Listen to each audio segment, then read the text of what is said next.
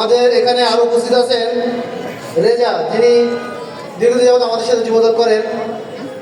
রেজাকে ধন্যবাদ আদালত থানা যুবদলের পক্ষ থেকে। আরো আছেন মোহাম্মদ মোর্শেদ, এনামুল এবং রুবেল। আমি রুবেল গাজীকে তার মূল্যবান বক্তব্য দেওয়ার জন্য অনুরোধ করছি।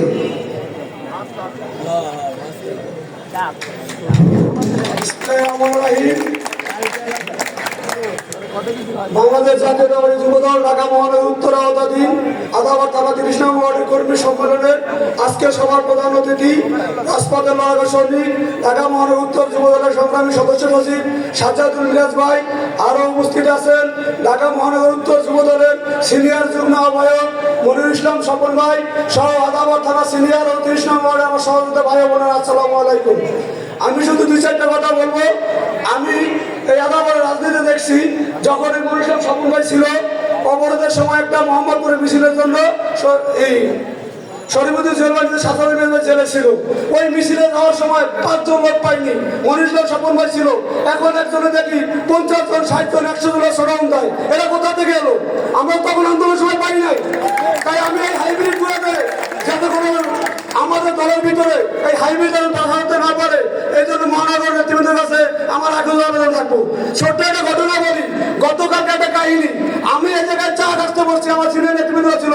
একটা লোক আমার কমিটির সদস্যের বলে চাটা দিয়ে আসে, আমার বড় ভাই, আমি ওটা যুগ্ম আমাকে অর্ডার দিতে আসে। ও যদি আমার কমিটির সদস্য থাকতো, প্রোগ্রাম করতো, ও আমাকে চিনতো, ও আমাকে আদেশ দেয় বড় ভাইয়ের চাটা দিয়ে, অত সেই লোকটি আমার কমিটির সদস্য।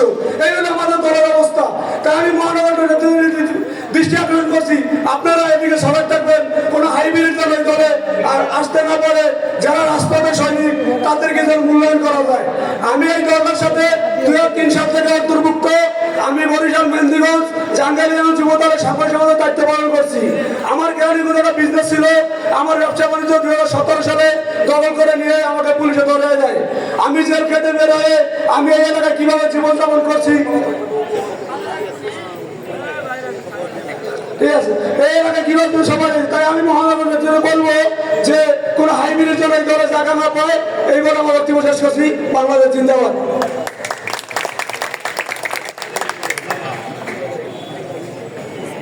ধন্যবাদ।